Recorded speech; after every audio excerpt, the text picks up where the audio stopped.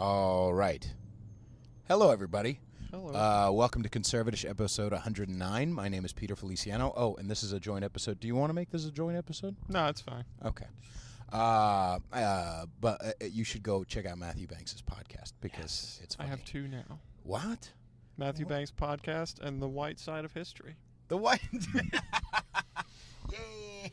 That's great. So check out his White Power podcast. No, do you have anything else to plug, by the way? Well, how can people find you on social media? At MBanks Podcast on Twitter, at Matthew Banks Podcast on Instagram, YouTube, Matthew Banks Podcast. That's about it. All right. My website, MatthewBanksComedy.com. I will try to put dates on it if I ever get some. Aww. It's fine. It's fine. I'm still crushing. For show, Cuddy. You can find me on Instagram at Peter_Feliciano. You can find me on Patreon at patreon.com/conservatish. Subscribe right now to the podcast. Hit the subscribe button. Hit the like button. Share it with us with your less offendable friends. And what else? Oh, go buy my goddamn music. Either download it or stream it. Everywhere music is available. It's also available in CD format. And what else? Sorry, someone just texted me that she emailed me a link to her web room. Web room? Where she shows plays the with twaddles? Yes, the twaddles. Nice. Again, if we're currently fucking, you're not allowed to listen to the show. Not that she and I... Okay, anyway. I think that's it. Yeah. And thank you very much, Matthew Banks, for coming on the show. I think you were on episode 50-ish, something around there. I don't know if you remember. Cool. I remember. I don't remember the episode. Okay. We Which did it one? last time in your car. Yes, we did. So now we're moving on up. Moving on up. How's things going? You know, pretty good. As long as I stay out of it.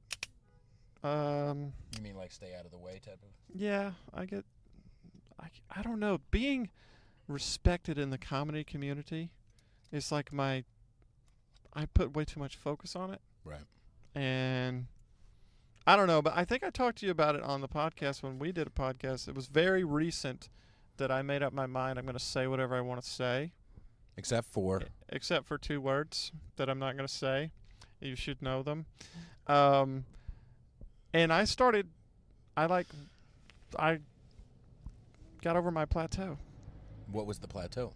Like I just hit a wall with my comedy because I was being a pussy and I wasn't saying what was really on my mind. And once I started saying it, people responded to it like I couldn't believe. And I definitely am not the first person to have done it. Right. But I know in the circles that I'm running in, like I was definitely one of the first to start pointing ridiculous shit out. And then it seems like it's almost hack at this point. Nice. So I'm trying to venture in new territories. But I kind of learned, the way I look at it is like when you learn to play guitar, you want to learn to play as fast as humanly possible, not to show out and to be fast, but if you ever hear a melody, you don't want it to be beyond your capability to play it. Right. So anything you hear. So that's why I don't want to be an offensive comic, but I don't want something to stand in my way because I'm afraid to say it. Okay. Do you remember consciously making decisions not to say something, or was it subconscious? Oh, all the time on stage, I'd be like, oh, that's too offensive, I can't say it. And now I'm like, I'll just say it. And if it's horrific, I'll just apologize. Because I don't mean certain stuff. I don't ever mean to offend someone. Right. But if I say something horrible, I just be like, that was not appropriate. Sorry. Yeah, I think Louis C.K. and Carlin talked about similar things where, I think for Louis it was my kid is an asshole bit. And when he finally, it was not just cathartic for him, it was cathartic for others. And it was finally that thing that kind of pushed him over the edge of like, you know what, fuck it, I'm just going to do what I want to do and say what I want to say. Yeah. Yeah, that's what I did. And it's like, what are you going to do? Not book me? I'm already not getting booked. So it's like, yeah, that's a good point. Fuck it. I don't care. Right. You know? And things really started to change when I do that. I'm really tripped out by seeing myself in that phone. I can't tell you how much I hate myself. And it just people love seeing you. Oh, you're a handsome boy. You're a sweet, sweet, handsome boy. Yeah. You kind of remind me of, and I say this with love, you kind of remind me of a mix of Tim Heidecker and Eric Wareheim. I don't know who either of those are. Tim and Eric? Nope. You look like a mix of Tim and Eric. My brother Will is going to be really happy because he normally listens to this on Spotify, and he's going to go to the YouTube and watch the video so he can see what I mean. Is one of them fat and one of them's gay? Is that what you're trying to say? Yes, one of them is a faggot. No, Hey, not a faggot. No. The fat one might be a faggot, but the gay one is not. No, the Tim and Eric is this funny comedy duo, which sounds really horrible the way I'm describing it so far. But sketch comedy, but they're like really. Oh, that one's mine. Is that the right one? I was just gonna say touched that my opened, mouth area. That opened way How too easily. fucking dare you? Here, I'll put mine over here. We so just you blew don't. each other. Get over it. That's true. But the mouth is like different than the pee-pee. You know what I mean? The mouth is like dirtier than a special- dog's mouth, apparently. right. And Yeah. Another appropriate answer would have been, we'll both have herpes. Yeah. Well, that'd be cool. Right? Because then you wouldn't have to worry about it. Have you ever heard of bug chasers? Yeah. The ones that want to get AIDS or whatever. Yeah, those are gay guys who want to get AIDS so that they don't have to worry about it anymore. Good for them. It's like a fetish. It turns into like, I'm going to get AIDS, I'm going to get AIDS. And so they like literally seek it out so that once they finally have the diagnosis, they don't have to worry anymore. Because for some, especially I'm sure in the 80s and 90s and up until a few years ago and probably today, it was fucking terrifying for a lot of those guys. Yeah, of course. I can't imagine. I had a friend in San Francisco that told me he lost 200 friends to AIDS. I was like, what? 200 friends? Right. That's insane. How do you talk to that many people? Right. But yeah, I was just like, man, I had no idea because people pushed it down so far, and ignored it The so penis? much. Well, pushed it in. Oh. But yeah, so I was just blown away by that. No, yeah, I've many stories. Obviously, you and I met in San Francisco, but yeah, many stories from many people. Fucking horror stories for years. I still would like to have Ray Tilton. I was just talking about him. Or I talked about him on I think the first Good Girl episode. He's a kind of a booker and event organizer in the gay community, especially in the leather and bare chest and bear community. And he's been doing it since the 80s. He's fucking amazing. And the stories he talks about, the funeral after funeral is just rips my fucking heart out. It's unbelievable. Right. Unbelievable. Yeah, I guess, okay, so anyway, transitioning away from AIDS.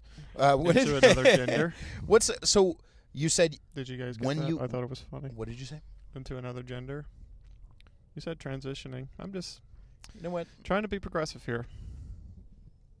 I'm gonna smoke a cigarette, and it's God. gonna get loud probably because we're what is this? Atlantic Avenue? Yep. We're right Atlantic outside Avenue. the Eastville. What is it? Eastville Comedy Club. Eat your heart out.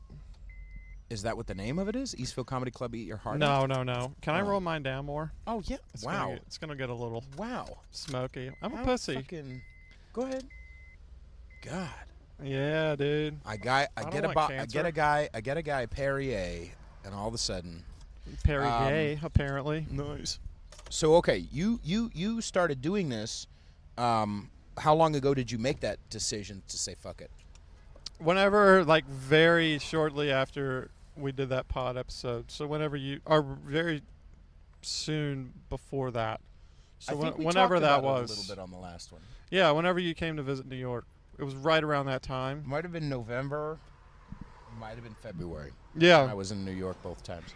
Because it infuriated me that straight white males were trashing straight white males. I'm like, you realize you're a straight white male? Right. Like, I get what you're saying, but could you be any more panderous? Is that a word? It is, I think. Could you pander any more? Did we that talk about? infuriates me. I try really hard not to attribute bad intentions or attribute intentions, but I really feel like most of that. I mean, there's some people I think initially. I don't think all liberal men are just wanting to get pity pussy, but I feel like a good portion of the more extreme ones for sure. Oh, if yeah. you're on stage and you're a white male and you're talking about how white males are the devil, I think you just want points. I think you want benefits, whether it be, I mean, we all want promotion. We all want to get our art out there. But I feel like it's not just vagina. It's like you want benefits on the sly. Instead of being honest about what you're doing, you're trying to backdoor it. Yeah, which is completely contrary, from my experience, to what a woman really wants. Right. They want the truth. Or an audience, for that goddamn matter. You know what I mean? Like, when it comes to people who stand the test of time, God forbid I fucking make judgments on that, but like, because I'm not a stand-up, but like, the motherfuckers who stand the test of time were willing to challenge audiences.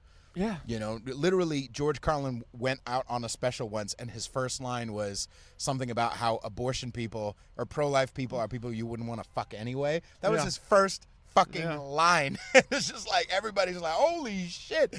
Like, he was willing to challenge audience. That's the people who stand the test of time, who really mean anything of value to people. Yeah, of course. Of course. And I have nothing but respect for those people. Do you see people specifically around your groups not just talking bad about, because I listen to Jim and Sam a lot illegally on YouTube, and they, you know, they talk a lot about, like, there's a lot of seller comedians in there, and they talk about comedians talking shit about the comedians who get in trouble. So, like, as an example, Louis C.K. or who was the guy, SNL, he got his job taken away. Shane Gillis. Yeah. But there are comedians on Twitter who will jump on the bandwagon and say, you know, fuck Shane Gillis. Of course. Do you know some of those people personally? Yeah. Yeah. And they couldn't be bigger pussies.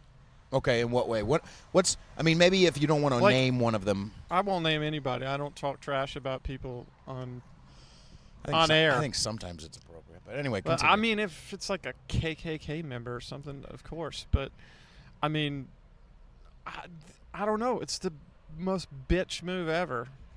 To and talk then a lot shit of about times, another comedian when you're a comedian? Yeah, to talk about, like that's the process, is like trying to be funny. It's just, if you swing and you miss, like you miss.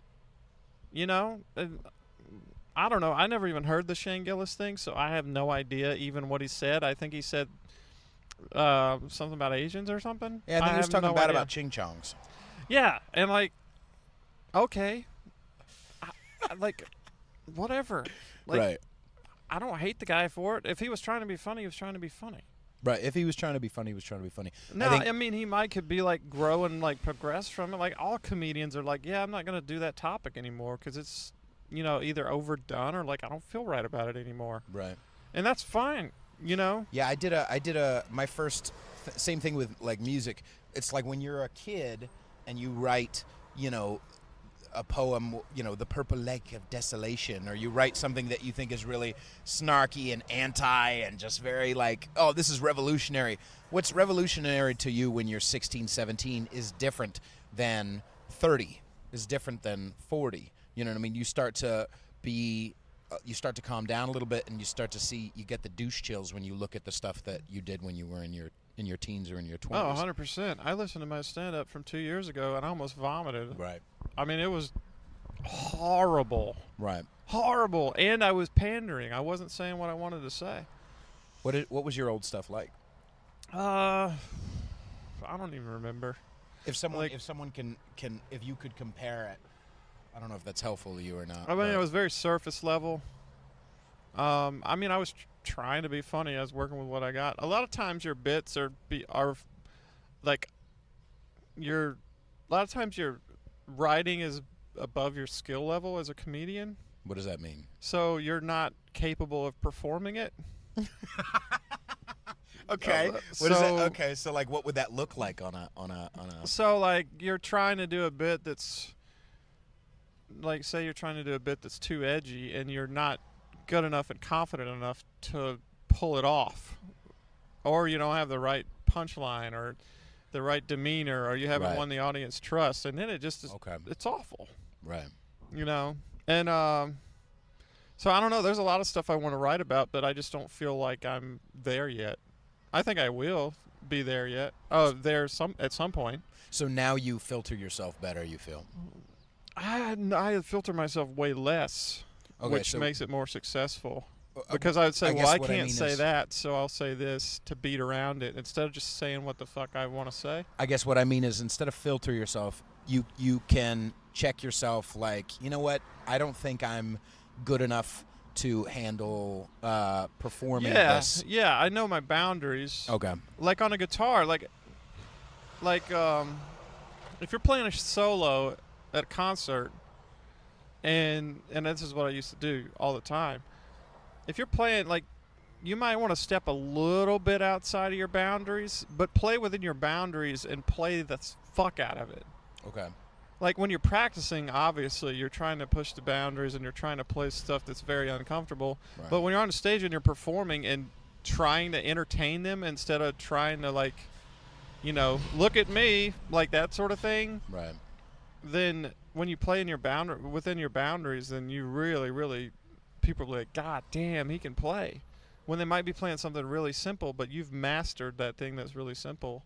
Right. So you're not watering yourself down, but you're accepting of who you are right now. Yeah, that, and you know, at open mic, you'll see me, I bomb all the time because I'm trying ridiculous shit and just experimenting. But like, I get in this thing too, like I did a competition recently. It was a dumb competition, but either way, I did it.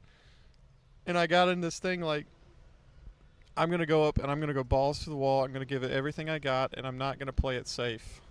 Because if I lose and I played it safe, right, I will kick myself even more. Right. And so I did some bits that were like fresh off the press. I mean, they were good. They're funny. But I had stuff funnier that I feel like if I would have done them, I would have won. I got second, which is fine, but I felt way better about it because I really went balls to the wall. But either way, it's like if that would have been an audition, it kind of would have been a stupid move to not do what I know works 100% and just murder. But it was a competition, so I was like, I'm going to give everything I got and try some new shit and have some fun up there, you know? Right. Because I do bits now that I know work, and I'm fucking bored. Right. Uh-huh. Mm-hmm. That's exactly what my experience has been for playing goddamn Little Mermaid and Killing Me Softly and a lot of the covers that I play. It's like I know exactly if I push this button, as soon as I start the first chords of Little Mermaid, I know girls have this certain sound that comes, this that sound, and I know I okay now, and it's a good tool. It's a great tool because now they're in my pocket and I can play with it a little bit more, and I can do more racy shit, and I can, you know, play with lots of different things depending on the crowd. But at the same time, there's been so many times where I've been doing covers and I just feel like I'm doing muscle memory, where it's just like I'm not even present on goddamn stage right now. Yeah. You know what I mean? Mustang Sally used to be that song where I grew up, where everybody wanted to hear Mustang Sally or Sweet Home Alabama, and you're like, all right. Oh, and you're if you from don't Alabama. Mississippi. Yeah. All right. Same thing. No. Pretty much. It pretty much is. Pretty much so the what same thing. Okay, so you came out here. You can just murder babies still in Mississippi. That's true. Are you talking about abortion? Yeah. Yeah, is that dude. Georgia or Alabama? I don't even know. I don't give a fuck. Like, yeah, of all states. No, I think it was Virginia. No, it definitely wasn't Virginia. It was either Alabama or you could do the 9 Georgia. months. It was New York, and might have been Georgia. Yeah. I think it was actually all three. But suffice it to say, that's a strange state to be rah-rah up to 9 months abortion. No. I was talking about the abortion ban, which was like ban. within the first 6 weeks. Oh. Yeah, that was Alabama or Georgia. I don't remember which one. Okay. But yeah, I kind of feel like both sides of that are a little insane. Yeah. It's like if you're saying 9 months, like what the fuck? Like that's crazy. Right. I mean, whatever, it's your body, but at that point, it's kind of another body in there. Yeah, it's a separate body that's literally it has different cells than you. Like it has. I mean, do what you want. I don't care I don't give a fuck about your baby. Like, I don't. Right. But don't act like that's not weird as fuck, dude. Right. Like, God almighty. The thing's breathing when you pull it out of there. Right. I also feel like on the other side, the 6 weeks, I've heard people tell me that they often, not often maybe, but sometimes women don't even know they're pregnant at 6 weeks. So like, how the fuck would you? Yeah, and I get that. Like, right. Whatever. And I also don't side with the whole, because I'm conservatish, you know what I mean? Like, I don't side with the whole idea that, like, okay, well, then you shouldn't be I guess you shouldn't be fucking if you're not willing to, like, calm the fuck down. Like, that's a little too Christian or Jesus-y, as spiritual as I am or whatever. That even a lot of Christians or religious people would be like, that's a little, like, I get it on principle. Oh, you shouldn't be fucking if you're not willing to raise a child, but like. Yeah, like we taught abstinence in school instead of safe sex. Wow. Which is kind of like, right. I think you should wait as long as possible to have sex. I really do. But if somebody's like, here's my twat, you're gonna be like, I forget all of that. Right. Thank you so much. I'm glad. I mean, never mind. But what? Like, what? You showed your twat right away? No, I mean, I was molested by a woman when I was like 12. Right. But either way, which I'm so grateful for, because I mean, how else was I going to learn to find a clit? I mean, really, all the women that I've been with should thank me. She's like, find my clit, or I'm going to tell your mom. No, she didn't say that, but I thought it was funny. All right. He didn't even laugh. He's fucking mortified over here. What the fuck? I think we talked about this last time too. Yeah, and I've got new jokes about it. So. Yay! Did she actually point out her clit? No, but I was a guy watching or whatever, and he like pointed it out and showed me. Evidently, she was asleep, but I don't know if she was asleep or not. I have no idea. I don't want my head to go down that road, really. Right. What are have you felt? What jokes do you need to say? Like, how buttered up does the audience need to be before I don't even give a fuck anymore. Okay, you just go right into, so I was molested at 12 years old. Maybe. It just depends on what I'm feeling. Like, if I really have the audience, like I was saying about saying what you want, you can literally say whatever you want. Yeah. As long as they know you're fucking around. Right. Like, I'm not doing it to be malicious. I'm not even doing it to be edgy. I'm doing it because I think it's funny. Right. And a lot of people are going to think it's funny. And the people that think it's the funniest are the people that have been molested. Right. Because they tell me that all the time. Like, your joke about being partially molested because you never came. Like, that's fucking hilarious. Right. So the people that get offended, maybe I'm wrong, but I would say most of them have never been molested. And I feel sorry for you. Right. No, yeah. I mean, the good girl who I mentioned earlier is a friend of the show, and she talked about how she was routinely molested between, I think, the ages of 9 or 10 and 14 by her stepfather. See, that's a whole other thing, man. But she also talked about not feeling like it was as much of a problem until her friends noticed that her stepfather would look at her strange or would, and I've also heard that from other women where it's like, because it felt good. Exactly. Yeah, which is fucked up, but it's weird and human. It's weird and it's human, and if we don't, I went back to this willingly. Right. Every time. I mean, I was like, fuck, I hope it happens tonight. Right. I mean, literally, And if we don't at least acknowledge that, if we don't, or if people who have been through that experience don't share that experience, then it makes others who have had that feel more alone. Yeah, like a lot of women, from what I hear, I don't know this for sure, but they say that they have an orgasm when they're raped. And like, how fucking damaging is that? But I mean, people need to be honest about that. Right. I mean, if you're not, I get it. It's like, right. Shit. What did you do? Just a little saliva came out. Sorry. We're having a nice podcast. Would you stop ruining it, please? Yeah. But yeah, I mean, it's tough. I get it. Yeah. Sorry. I mean, that's because we were talking before the show, and you were saying how you don't say faggot or nigger, and I do, and mostly because I knew Well, there's many reasons, but part of it was I don't want to have it in the back of my head. You know what I mean? If I'm going to go for an over-the-top joke, I want to be able to say it. And so it's too late now. Like, motherfuckers could cancel me. You know what I mean? But similar to what you were saying earlier, I'm not cancelable. Nobody fucking knows who the fuck I am yet. So it's like, whatever. You know, I might as well go into it fully open book. Just, you know what? Fuck it. You know, I think there's appropriate times and places. I mean, I'll say it if I'm not being recorded. I mean, let's be honest. I mean, you are from Mississippi.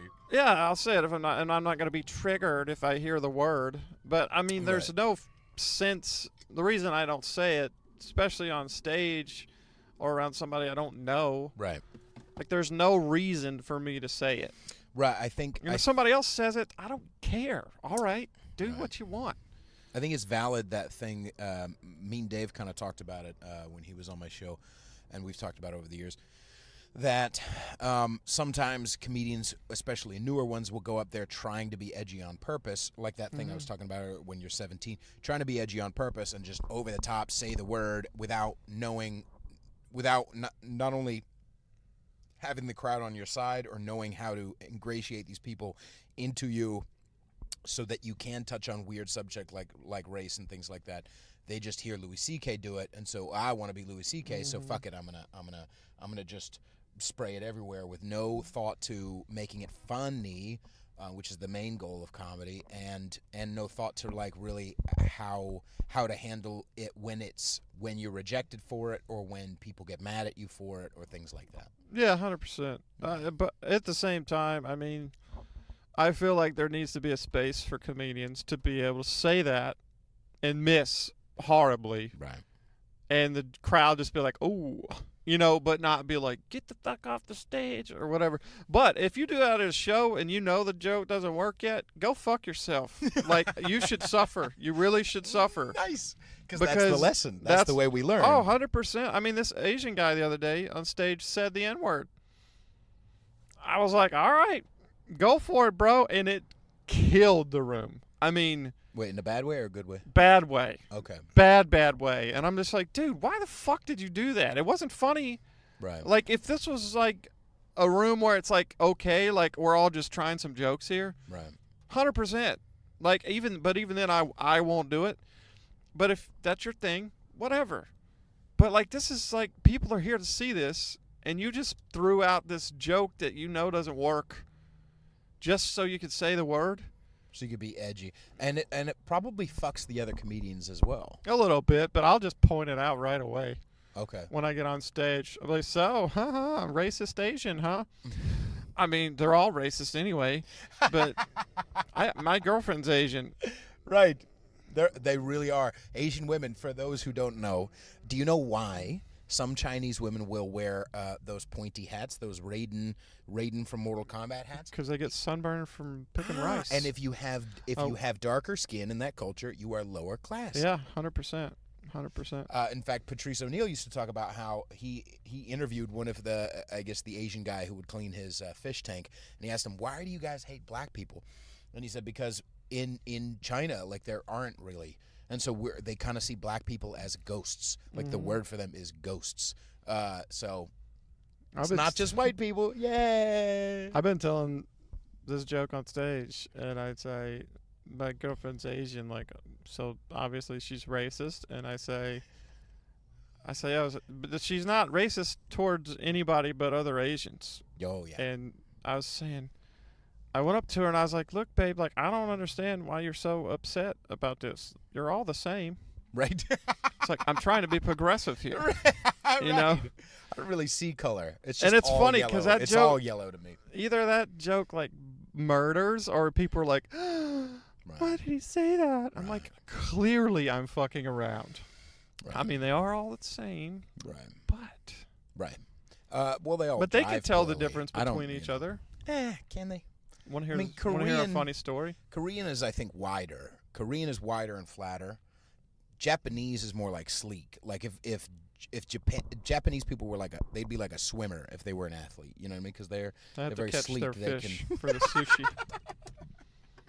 I love sushi, by the way. It must And be hard. It Japanese. must be hard to be Japanese. It would be hard to stay in the lines because they're all bad drivers. So it'd be like if they're in the lines in the water, bumping into things. You want to What were hear a gonna funny say? story? Yes, please. So, I've been having migraines like chronically. Mm. Pretty much, I always have a migraine right now. And Doing some ibuprofen. I have some. nah, I got fucking heroin in my bag. Okay. But I've been trying everything, right? Right. All kind of medicine, and then I was looking online, and it said that capsaicin, which is the hot chemical in peppers, that's what makes a pepper hot, can help with pain, help relieve pain. And I was like, huh. So I like started eating fucking peppers, like straight up, and it really helps. Whoa. It hurts my mouth, Right. but it's not as bad as the migraine. So it's been helping, and I was like, all right, this is okay. And then I found this stuff. It's called it's capsaicin. It's like a topical rub. And so I was like, why don't I just rub this on my forehead? And I rubbed it on my forehead, and it stung, dude. I mean, it felt like somebody took. It's basically Mace. That's what it is. And it felt like Mace had been sprayed in my face. Right. Did it hurt your eyes? Well, here's the story. So it burned like hell for like 20 minutes, but it felt better than the headache. So I was like, oh, this is actually pretty decent. But then my girlfriend and I, we were like, well, we got to go to the city. We had some shit to do. So she gets in the car, and we're driving to the city. I'm driving about 65 miles an hour down 87, and I start sweating. It was hot outside. And the sweat dripped into my eyeballs. Do it. And I'm going 65, and I instantly went blind. And I was just like, oh, my God, what the fuck? I was like, babe, grab the fucking wheel. And I was like, if you think an Asian woman can't drive from the driver's seat, yeah, you should, but, like, thank God she landed that bitch like Sully. Like, there you go. But, oh, dude, I was fucking terrified because I had literally no control. Like, I didn't know whether to hit the brake, whether to hit the accelerator. Right. And luckily we pulled over and we were safe. And then my eyes were burning for 20 minutes. I couldn't even drive. I was just like patting myself with a tissue paper. It was brutal. Here's a question. Because maybe it's because I'm only like 40% white. Why?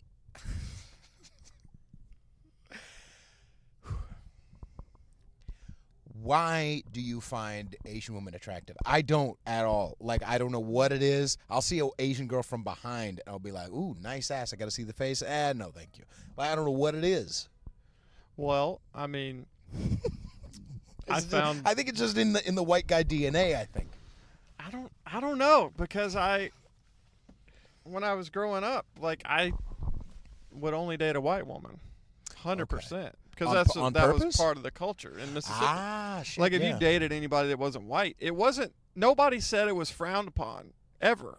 Nobody was like, you disgusting motherfucker. But that was just how it was. And it didn't even register that I could date outside of my race. Okay. And I'm not saying it was because of racism. It's just how it was. Right. I remember, like, one kid dated a black girl one time, a white guy. And I was like, what the fuck? Like, you can do that? Like, I mean, literally, that's how it was. Interesting. And then, I don't know what happened. I guess I got into porn too much. I don't know. You're in the right car. Asian women, like, for one, a lot of times they were the only women that would ever give me a chance. That would ever go out with me. And, because at least... So I'm like, well... at least you're not Chinese. It could be. I don't know. You know? But, I mean, I've found that Asian women, I mean, not all of them, I'm sure, but they're very respectful and, like, hardworking and way better humans. I mean, a lot of times. Okay. Like, my girlfriend is, like, strong, independent woman, but never once would ever say that she is. She thinks that's ridiculous. You know, it's like, yeah, just be that way. Right. Stop fucking telling me about it. Right. It is a different. It is an interesting thing. Is the cult? Is she from America or was she born elsewhere? Well, she's born in Hong Kong, and then she went to Toronto, like in her teens. Okay. And was there for like 10 years, and then moved to New York. I think the culture that makes a big difference. You know what I mean? Like, She's very Americanized. right. Any pop culture, she knows way more than I do. All Chinese about people do. They love American pop culture. Absolutely. Mm-hmm. I think that's what kind of probably fucked the Hong Kong versus Chinese government thing, is that they got access to other VPNs. You know what I mean? Now they can look on Facebook and YouTube and be like, hey, there's fucking, wow, there's shit out there. Let's do that, you know? Yeah. Instead of just, the music alone and our Coca-Cola and McDonald's that seeps through.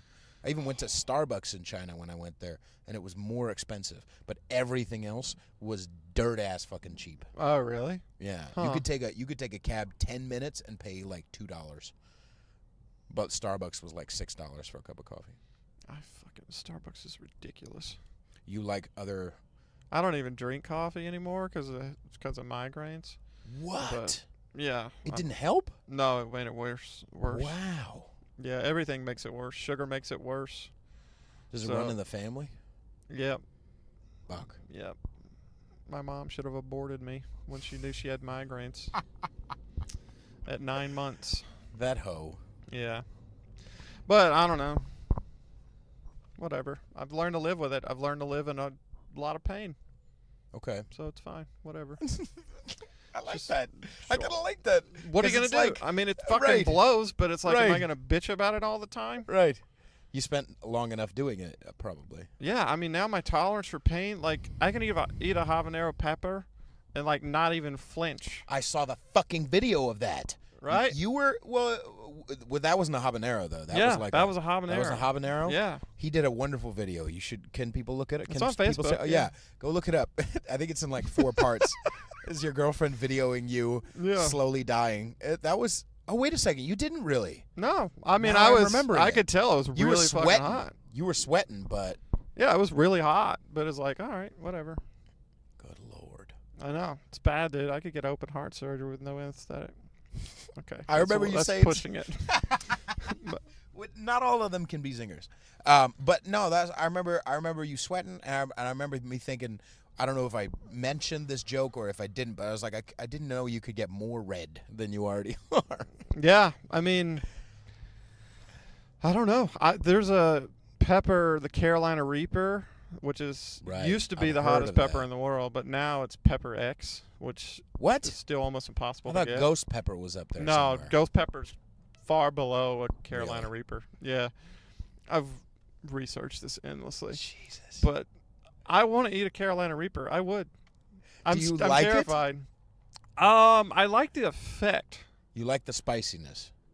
I love spicy a lot. Okay. But it's almost like if the pain is bad enough, it's almost like it takes you out of yourself. I don't know. Oh, okay. It's All like right. your endorphins are kicking in so hard to try to deal with the pain that it like, I don't know. It's almost meditative. Interesting. Yeah. And I feel everybody like talks about it that eats really hot peppers. I feel, is there like a little pepper community?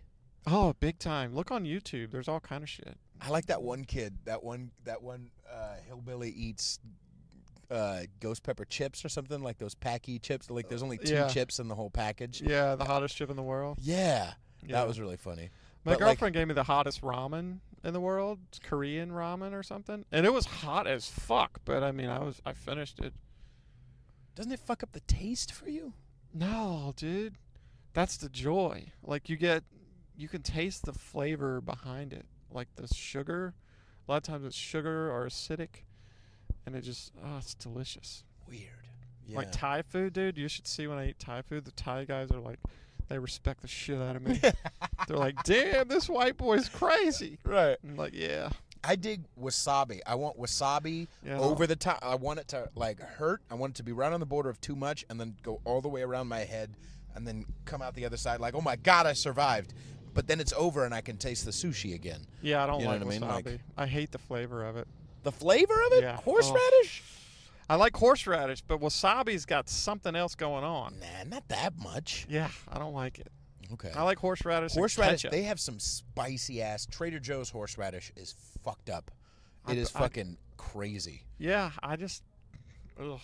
And the spicy mustard that's got the horseradish, I like that. But the fucking wasabi, nah. Right. I'm good. You know what I notice about because sometimes I still do it, but I've had to practice not looking at myself. If I do look here, I try to look at the camera. But I think, are you just looking at your face the whole time? Yeah. Just disgusted with myself. I just like it. I just wanted to point it out because it was funny to me. The first few times I did it, I could not stop. Even to this day, if I go to if I go to a gathering or if I go whatever, and I'm standing, like if we were out here talking with friends in a circle and I saw my reflection in the mirror or in the window, I could not stop. Like I have to intentionally focus on someone else instead of, because I would keep constantly checking. I'll pull out my shirt to make sure my gut doesn't show or my titties. I'm so looking at myself the whole time. It's very uncomfortable. Yeah, I don't like the way I look at all. When I see myself, I'm like, oh God. Does it add to your comedy, do you feel? Yeah. Obviously there's who's that comedian? Louis Katz? Life with Louis Anderson?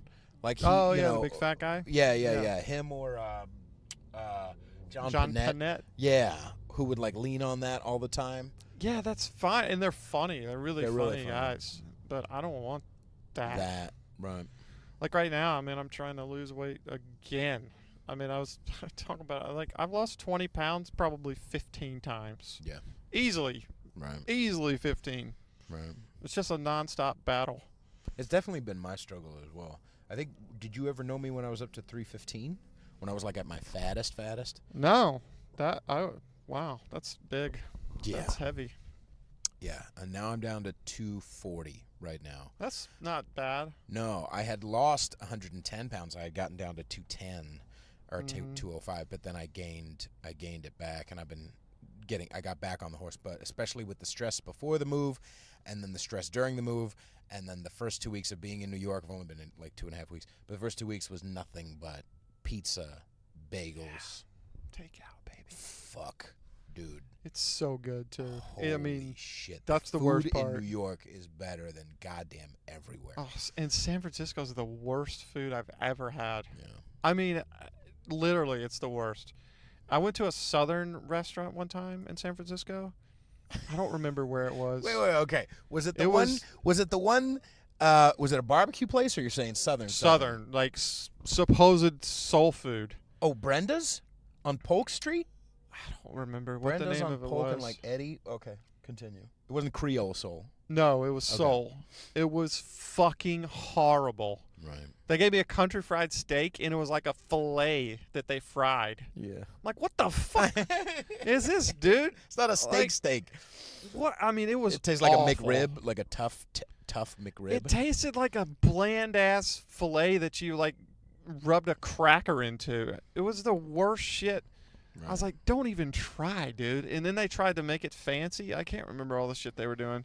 Like potatoes with paprika or some shit. Get the fuck out of here. Right. I hate when people try to make Southern food because the simplicity is what makes it so delicious. Right. Butter, salt, sugar. Yeah. Done. Bacon. Sweet tea. Don't come at me with just put sugar in tea and chill it. You're all right. You know what I mean? Yeah. It doesn't need to be all fancy. Don't give me rosemary iced tea. Don't give me fucking hibiscus. Don't give me that. If I'm going south, give me the nasty shit. I want to feel like a Lipton big black fat tea, bruh. Big fat black lady. It's just, come on, baby. Or a Puerto Rican mama just come mija. Just I want to feel that big, sweaty Southern tits in my face, wanting me to eat more. Oh, I took my girlfriend home and showed her around, and I took her to a legit soul food place owned by all black people. Yeah. And I took her in there, and she ate one piece of pork, and she was just said, this is what she said. She said, how the fuck do they do that? I was like, I told you. There's nothing like it. I was like, by the end of this weekend, you're going to feel like shit. But you're going to be happy during it. Yeah, those feelings will be non-existent. God damn it. I went to fucking the last episode I did with Isaiah, Black Trump supporter. How dare you, in Isaiah? Brooklyn. We recorded in Rahway. And I went, and he prepared me some fucking potatoes. Simple potatoes. He was like, "You want some potatoes? Here, take some to go." I tried it, and I was like, the potatoes are cold. But they're delicious. They're fucking delicious. Mm-hmm. How are cold? I've never in my life, eat it like cold potato. But it's just like house cooked. I texted him later about the potatoes specifically because I was, hey, thanks for the episode or whatever. But holy shit. Yeah. These black people don't give a fuck, man. They fuck the shit and out I of some pride food. myself I love that shit. on, I know how to cook like that. Okay. Like, I'm a fucking great cook with certain stuff. Why don't you prepare me any potatoes? Well, Selfish. Yeah, I know. After I bought you a Perrier. I already have a girlfriend. Yeah, that's true. But what if I hold my eyes like this? Wow. Yay! I feel so good. I had a guy at my work. How you doing on time? Time, I got 7 minutes. Okay. Yeah, I had a guy at my work, Mexican cat. He's like, are you Chinese? Are you Chinese? I'm like, no, I'm not Chinese. Most of the people who look a bee. I think it's dead. That's a weird looking bee. It is. I think it's dead, but I don't know how it flew. Most people have said that I look those who have guessed said I kind of look Puerto Rican. There are no Puerto Ricans in California, so no one would ever know the reference to like, oh, you look Puerto Rican. But like Puerto Rican ass, people from New York were like, oh, you look Puerto Rican. I'm like, Is wow, that why all the knife amazing. shops closed down? Knife shops? Yeah. Is that the normal? See, I don't even know. Like, I get like maybe a Mexican thing. I've just heard that Porties love the Porties. knives. How dare you? They love the weapons. Every Puerto Rican I know carries a gun. I have a knife in the car somewhere. I've got a knife in my pocket. I'm from the South. I will slice you. Was it violent when you were growing up? No. I have a knife in case I run into a snake. Or no, I have don't a call knife. black people that. No. I have I have a knife for work, and I just carry it all the time. And if I don't have it, I feel naked. So was it? But so it wasn't. It wasn't dangerous in Mississippi. No, I mean if you went to the hood, yeah. Oh, right, but you're a fucking idiot if you do that. Right. Except for that friend of yours who dated a black girl. Yeah, but I'm sure he never went to her house. I Right. mean, what are you, crazy? She's like, you guys have a television? No, I'm just kidding. So I guess let's start wrapping up. But what? So you started doing this. You've been doing it for almost a year, I guess. Doing what? Doing the whole thing where you're just saying whatever the fuck. About a year, yeah. All right. And it's been going well. It's been going well. I'm getting booked more than I have been recently. I just got passed for a residency at Broadway Comedy Club. Nice. Where's that at? 58th and 8th, somewhere in there. 54th and 8th. And the process of that is you go there as a feature until you do a bringer show, and if you do well, they'll give you 4 shows for a month. And then if you do well with that, then hopefully I'll get 4 more. But we'll see. I'm going to bring the heat. Nice. Bring the heat. The Pepper X. Hell yeah. I was thinking about doing a show. I don't want to rip the guy from Hot Ones off because I love that show.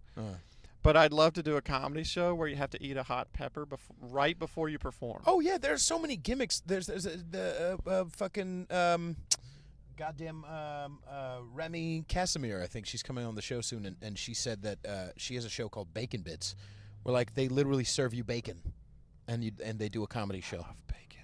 I love bacon too. But yeah, I think it would be hilarious because anybody suffering from a hot pepper, because you know it's going to end. Right. It's hilarious. But it lasts a long fucking time, which is why I like wasabi, because it just goes around. You feel like, I'm going to die.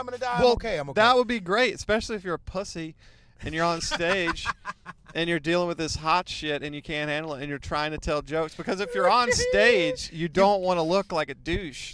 You can't have the whole 5 minutes or 10 minutes be, oh my God, this is hot. You have to. Yeah, you have to try because you're on stage. Doing bits. Yeah. and they're trying to do bit, I think it would be great. Right. And I'll be like, all right, give it to me. I don't give a fuck. Yeah, that would be interesting.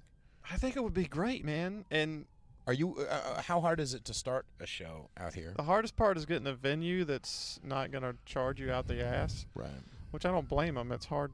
I mean, it costs a lot to fucking rent or whatever they're doing. And there are so many options, for events to go to here that like how it's hard to bring people out. That's the challenge, is getting people to come. Right. But I would like to order a bunch of peppers from this guy called what's his name? Ed Curry is his nickname because he's created the Carolina Reaper. And I would love to order a ton of peppers, and everybody at the show is more than welcome to eat the peppers if they want. I hate that girl because of her haircut and her fupa. Wow, Anyway. she's got like a half skateboard, half lesbian, half. Wow. She looks like that meme where the lady goes to the haircut. Just give me the half a haircut. No, she's like I got you, fam. Where the bartender says, "I got you, fam." Where she's like, just give me a haircut that makes it look like I'm offended by everything. That's great. And that's the haircut, great. the bowl haircut, like I'm trying to pull off that I'm a lesbian, even though I'm actually attracted to men, but I don't like. Anyway, you know what's funny that I've been noticing is the percentage. Wow, sorry about that, fellas and fellettes. The percentage of people that actually get offended is so small that it's laughable. At a comedy show, if there's 200 people, there might be one or two that are like that. Who will be vocal about it? And the ones that will be vocal, I mean, practically never get heckled. Practically never. And I think, especially if it's a bit that I've worked on and it's polished, this might sound arrogant, but I think they'd probably be afraid to try to heckle me. Right. Because I would rip them to shreds. That's the thing. That's what's amazing, I think, about the difference between doing a bit like you're talking about and that, first year, second year guy who's doing open mics who just tries saying nigger and like thinks he's gonna like pull it off. Is that if you don't actually believe in the bit, if you don't actually have confidence in what you're doing, people can sense it. Yeah. And they'll turn on you. Absolutely. And like I said, hopefully there's a underlying, this guy is so full of shit it's ridiculous. Right. Like in a fun way. I'm not there to hurt your feelings. I'm not. I'm there to make you laugh and hope you have a good time and to get some shit off my chest. Right. Because I know, fuck. I watched this video with Mike Rowe. It was a TED Talk. Mike Rowe, the Dirty Jobs guy. Yeah. It was unbelievable. Everyone should go watch it. Okay. He was talking about biting the balls off of a sheep on one of his things. That's all I'll tell you. But you should watch it. It's really good, and it's about pursuing passions and stuff like that. And it's like, maybe we're wrong about a whole lot of shit, which I've always believed, but he pointed out a lot of areas where we could also be wrong. Right. I was like, huh. It was good. It was real good. I liked it. I need coaching. No, I'm kidding.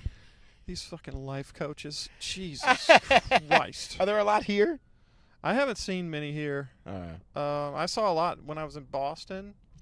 And then in San Francisco. Yeah, San Francisco is a lot. I'm just like, what are you doing? You're going to kill someone. Right. It's somebody that's legit fucked up, and you're going to tell them you're a life coach with your fucking whistle. Right. And your wind pants or whatever the fuck. Like therapists go to school for a reason so that you can learn. So they don't kill someone. Right. They're legit to help them. And I have a lot of material on that kind of stuff. Right. Like people that tell me they're depressed. I'm like, no, you're not. You're just lazy. Some people are depressed. Absolutely. Don't get me wrong. Absolutely. There's 100%. Like, I'm as bipolar as you can possibly be. Like paper scrubs type of bipolar. Nice. Like, that's me.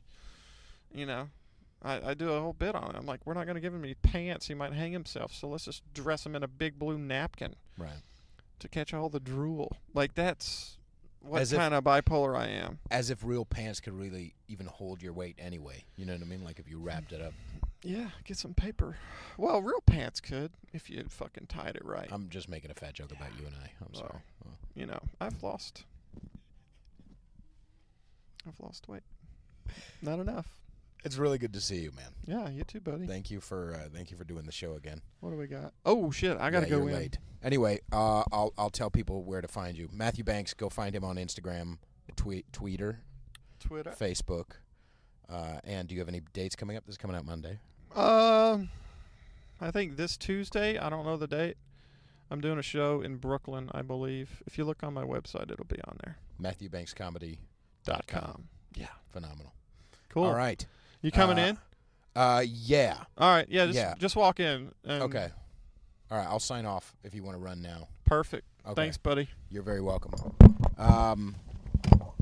And I will narrate him getting out of the car. Bye, Matthew. Do you want the rest of your Perrier yet? Oh, you already finished it. Never mind. See you in there, buddy. Yeah, so you can support this podcast at patreon.com/conservatish, or you can Venmo me at Peter-Feliciano. You can follow me on Instagram at Peter_Feliciano. Go listen to my album. It's really fucking good. Way better than anything you've ever heard ever. And I'm in goddamn New York, man. So I have a show at Body Storytelling in the Chelsea district this Wednesday, October 30th. And there may be video coming out. Depends on if they have enough blur for my giant penis. They have to, I don't know. It's been a long goddamn day, okay? I don't need to, not all jokes, okay? I'm not funny right now. I don't need to defend myself, okay? This is my show. Now I'm literally talking to myself. There's an old lady next to the car, okay? I'm talking to myself, and there's ambulances going by. I got to pee. Anyway, I love you all very much. And next week, I've got some fucking good goddamn guests coming up. Love you. Bye.